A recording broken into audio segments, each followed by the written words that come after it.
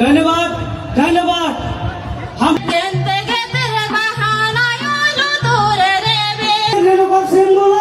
Vote দি আপোনালোকৰ কাৰণে এই ৰেলগত চিম্বলত মই আগবাঢ়ি ইলেকশ্যনত মই নামিছো।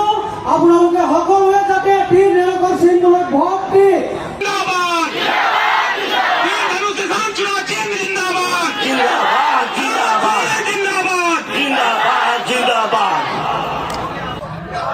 सभी को जोहार, फूल जोहार, जोहार आसाम, जोहार आसाम।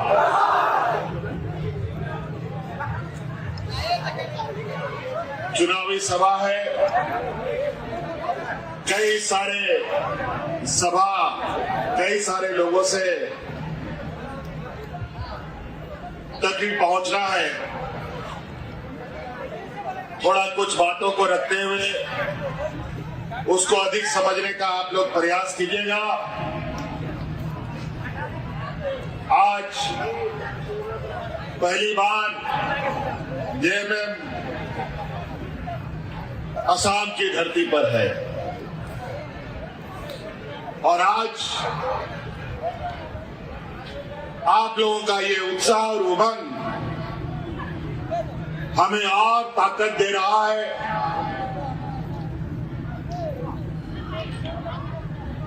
क्योंकि आप सबको ये जानना जरूरी है, क्योंकि जेएमएम झारखंड मुक्ति मोर्चा एक ऐसा पार्टी है जिसका नेतृत्व करता आदरणीय विश्व गुरु शिबू सोरेन जी रहे हैं और शिबू सोरेन जी के बारे में बताने की कोई आवश्यकता नहीं है। जैसे आपके संघर्षशील नेता प्रदीप नाथ जी के बारे में बताने का जरूरत नहीं है, उसी प्रकार शिबू सोरेन जी के बारे में भी बताने का जरूरत नहीं है।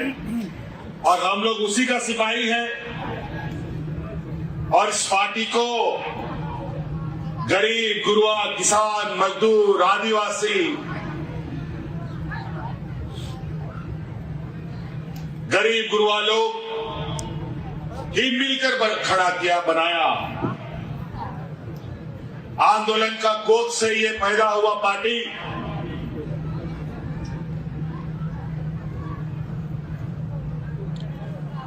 हमेशा से आदिवासियों की आवाज, किसानों की आवाज बना, दलित, पिछड़ा, अल्पसंख्यकों का आवाज बना। एक लंबी संघर्ष का इतिहास झारखंड मुक्ति मोर्चा के पास है। अनगिनत हमारे आंदोलनकारी लोगों का शहादत गिन नहीं सकेंगे, इतने आंदोलनकारी झारखंड मुक्ति मोर्चा के झंडा के नीचे शहीद हो गए। ना जाने कितनी महिलाओं का मांग का सिंदूर उजड़ गया और ना जाने कितने नौजवान अनाथ हुए। तब जाकर के ये झारखंड मुक्ति मोर्चा बना। झारखंड अलग राज्य का 40-50 साल का संघर्ष में झारखंड मुक्ति मोर्चा को गरीब, गुरुआ, वहां के आदिवासी मूलवासियों ने इतना बड़ा किया कि झारखंड का 3.5 करोड़ जनता अब झारखंड मुक्ति मोर्चा के छांव के नीचे आराम से रहता है। हम कभी सोचे नहीं थे कि असम में भी आपकी आवाज बनने का हमें मौका मिलेगा। लेकिन वो कहते हैं ना कि ऊपर वाला को क्या मंजूर होता है वो हम नहीं बता सकते। ऊपर वाला जो लिखता है वो होता चला जाता है। और बड़ा संयोग की बात है, यहां आने के बाद हमको पता चला कि आदरणीय गुरुजी भी असम के आदिवासियों के बीच में लगातार उनका संपर्क रहा है और जब जब मुझे राज्य के अंदर अपना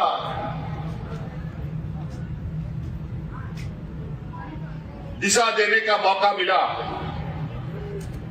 और जब जब असम के इर्द गिर्द या असम के अंदर आदिवासी भाइयों के ऊपर जो अत्याचारें होने लगी, कई बार हमने अपने राज्य से मंत्री को, पदाधिकारी को आपके चाय बागानों में भेज करके आपकी समस्या को जानने का हमने प्रयास भी किया था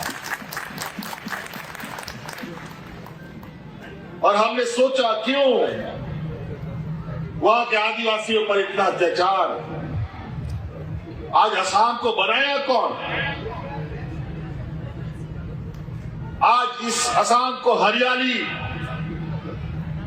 दिया कौन? आज आपके पूर्वजों ने असम में खेत बनाया, चाय बागान बनाया, असम की अर्थव्यवस्था को मजबूत किया और आज यहां के आदिवासियों को क्या मान सम्मान मिला? कहां खड़े हैं यहां के आदिवासी? मैं पूछना चाहता हूं, आपके खून पसीने से सींचा ये राज्य में क्या आपको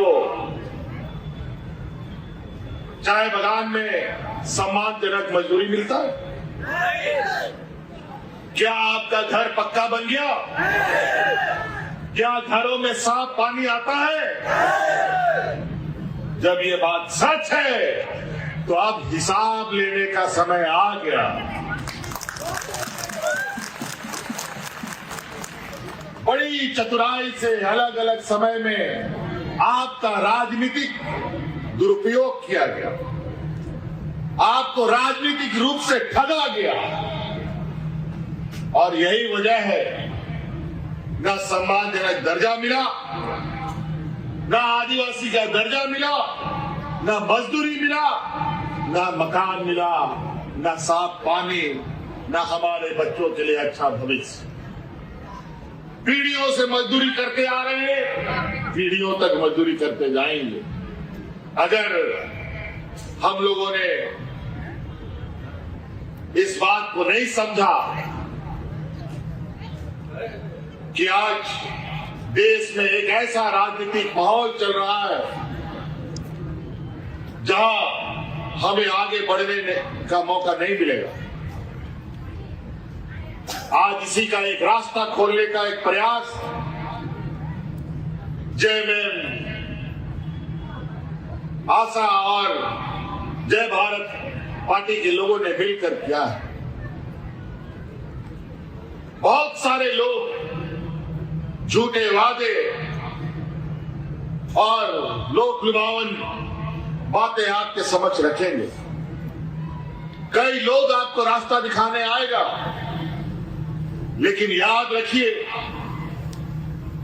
उन सब रास्तों का मंजिल नहीं, लेकिन हम लोग जिस आदर्श के सिपाही हैं,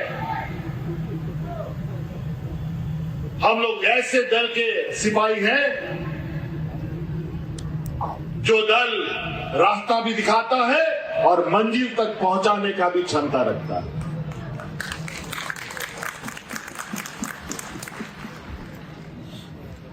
आज इसीलिए आपके समक्ष हम लोग आए हैं। हक अधिकार साथियों गरीबों को मांगने से नहीं मिलेगा, हक अधिकार छीनना पड़ता है तब जाके मिलता है। और ये हक अधिकार आज के दिन में ऐसा चीज है कि शेर का जबड़ा से उसका खाना निकाल लेना, उसका निवाला निकाल लेना। आज जिन लोगों का देश में राज है, व्यापारियों का जमात आज देश में राज कर रहा है। विद्वान बौद्धिक लोग बड़ा तरीके से आदिवासी, दलित, पिछड़ा, अल्पसंख्यकों का शोषण करता है। अगर आज आप अपने पैरों पर खड़े हो गए, आपका बेटा इंजीनियर, डॉक्टर, वकील बन गया, तो यहाँ का चाय बागान में चाय का पत्ता कौन तोड़ेगा? यहाँ पर हल कौन चलाएगा? यहाँ पर खेती कौन करेगा? दिल्ली, मुंबई, गुजरात में जो सड़क बनता है, बिल्डिंग बनता है, उसमें मजदूर कहां से आएगा? बड़ा योजनाबद्ध तरीके से हमारे इर्द गिर्द एक ऐसा राजनीतिक दीवार और पट्टी हमारे आंखों में डाला जा रहा है, जहां हम मानसिक रूप से, आर्थिक रूप से, सामाजिक रूप से कमजोर बने रहे। और इसी का फायदा हमारे विरोधी लोग उठाते हैं। अलग अलग समय में अलग अलग सरकारें आई गई, लेकिन आप जहां थे वही। बल्कि आज के इस आबादी दुनिया में और भी आप कमजोर हो गए।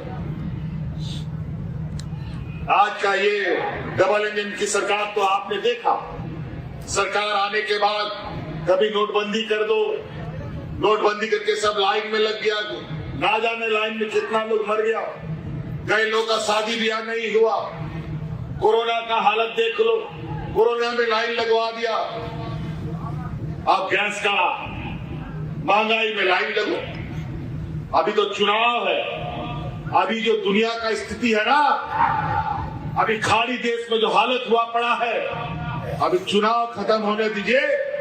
इस देश में खाना पीना पहनना वाला चीज, गाड़ी मोटर, तेल, चावल, दाल, गैस, चूल्हा इतना महंगा हो जाएगा कि आपकी पहुंच से बहुत दूर चला जाएगा।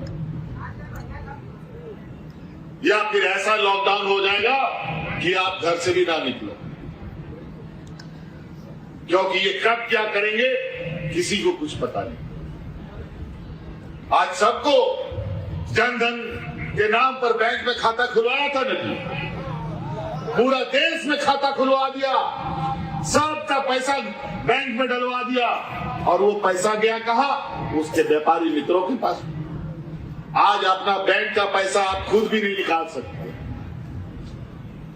कानून बना देता है, कभी आप 5,000 रुपये से अधिक नहीं निकाल पाएंगे, कभी आप 10,000 रुपये से नहीं निकाल पाएंगे, कभी आप 2 महीने के बाद निकाल पाएंगे, और रोज रोज निकाले तो उसमें भी टैक्स लगेगा। अरे वाह, हमारा ही पैसा हम ही नहीं निकाले, ये क्या मजाक है? और ये भी बात सच है, आज के दिन में कौन बैंक कब डूब जाए कोई अता पता नहीं है। आज के दिन में बैंकों में रखना गरीब गुरुआ के लिए सबसे अधिक घातक है।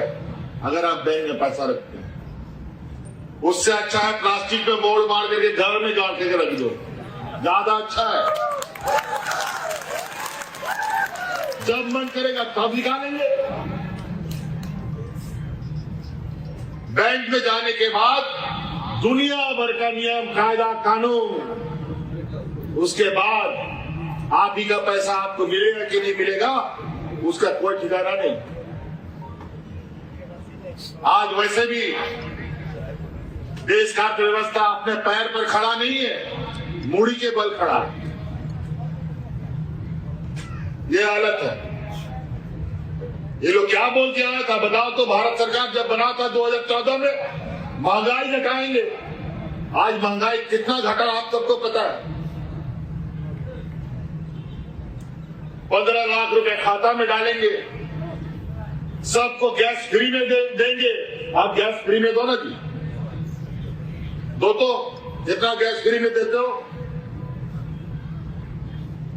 ये लोग फिर आप लोग को लकड़ी कोयला में नहीं लेके आया तो देखिएगा, आज फिर से मजदूरों को जैसे कोरोना काल में पलायन करने के लिए मजबूर होना पड़ा, फिर से आज मजदूर पलायन करने के लिए मजबूर हुए हैं अलग अलग राज्यों से। और यही इन्हीं का व्यापारी मित्र लोग सब भंडारण कर लेता है, चावल दाल गैस सब गायब कर देता है और महंगा दाम में बेचता है। कितना यहां लोग बैठा है जो बड़ा बड़ा व्यापारी है, जरा बता दो तो। हम लोग का समूह में कोई व्यापारी आपको नजर नहीं आएगा। गरीब, गुरुआ, किसान, आदिवासी, दलित, पिछड़ा, यही लोग मिले जो रोज कमाता है, रोज खाता है बेचारा। एक दिन अगर वो ना कमाए तो उसका चूल्हा भी ना जले। हमने झारखंड में कानून बनाया कि जो भी आदिवासी, दलित, पिछड़ा, अल्पसंख्यक का बच्चा वकील, डॉक्टर, इंजीनियर, पत्रकार बनना चाहेगा, उसका पूरा का पूरा खर्चा सरकार उठाएगा। ये कानून हमने बनाया।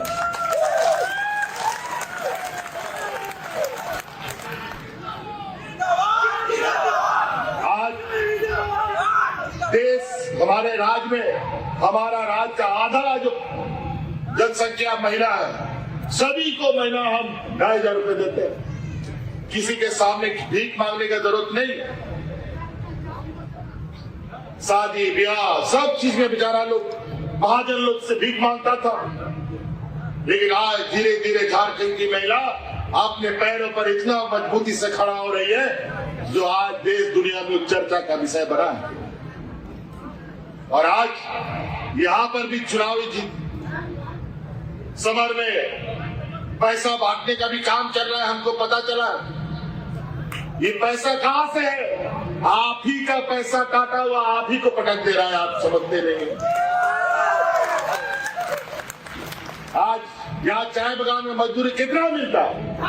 250 रुपया। मनरेगा में भी इतना मजदूरी नहीं मिलता था, इससे अधिक मिलता था। ये हालत है। आप दूसरे राज्यों में जाके देखिए, बेंगलोर में जाके देखिए, कर्नाटक में जाके देखिए, जहां चाय बागान और कॉफी बागान है, वहां पर 600-700 लोगों को मिलता है। क्या वहां का आदमी का हाथ पर 4 है क्या? क्या यहाँ का आदमी आदमी नहीं है क्या? ये लोग को लगता है कि यहाँ का लोग सीधा सरल है, ये लोग को जैसा चाहो वैसा कठपुतली की तरह नचाओ। आज यही चंगुल से बाहर निकालने का संकल्प आज जय भारत, ये आशा और जय भारत पार्टी ने लिया है। आप एक कदम चलिए, 10 कदम हम आपको आगे लेके चलेंगे, ये हम आप लोगों को वादा है। हेमंत सोरेन जिंदाबाद, हेमंत सोरेन जिंदाबाद।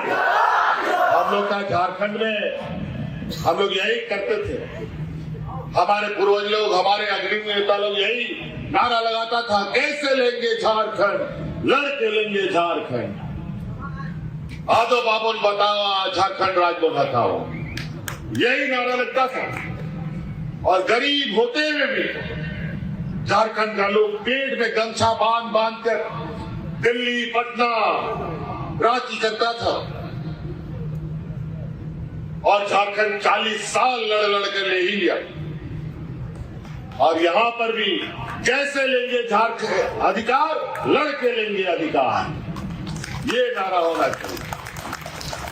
और देगा कैसे नहीं, आप हमें आ गया है कैसे अधिकार लिया जाता है।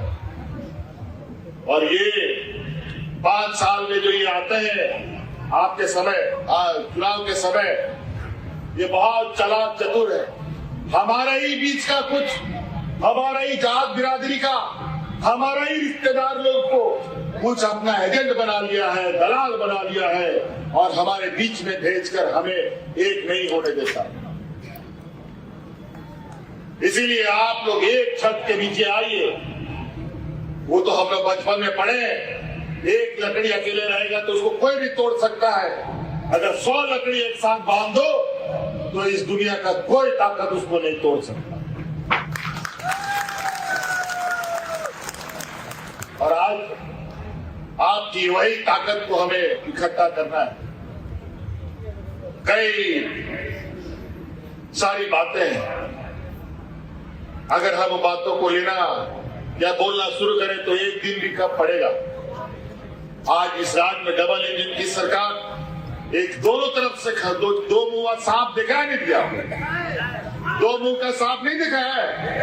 6 महीना इधर से खाएगा, 6 महीना इधर से खाएगा। ये दो मुंहा सांप है, डबल इंजन का सरकार नहीं। ये लोग देने वाला लोग नहीं है।